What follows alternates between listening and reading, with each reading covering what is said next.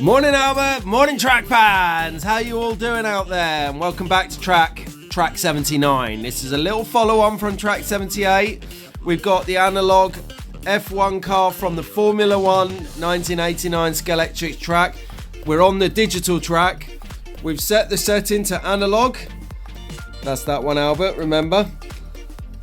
And we're ready. So, no further ado, Lotus Yellow on the track. Let's drive track 79. Oh, he's working, Albert. It's working, track fans. He's got some kick there. Got to try and keep some steady power on this. It's a little bit stuttery. I'm going to take it down to its 8. Nice R3 corners for it to stretch its legs around there into the tight gambon. Bit of kick out on the back there. We like this. Liking this Lotus car. Get in there. We're speeding it up a little bit. Oh, drift.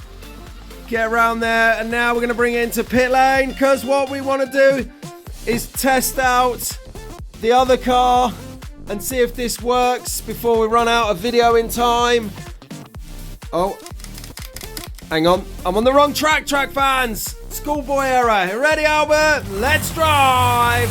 This one's working too. This is amazing. This one's a little bit more poppy than the Lotus. A little bit more. Oh, I've got stuck on the gambon. It's okay. It's not failure. He's just a bit stuttery. I'm going to say he's got some cobwebs in his motor. Maybe he needs his tyres replacing. These are good cars. These are quite fun.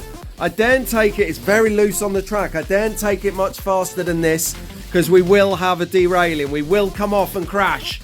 Oh, kick out on that corner. That's a tricky old corner up there. Right then, let's bring it into pole. I think we've seen enough. We need to get back to digital cars. We need to get back to... Here we go, Albert. Back to the race. Let's drive. See you later, track fans.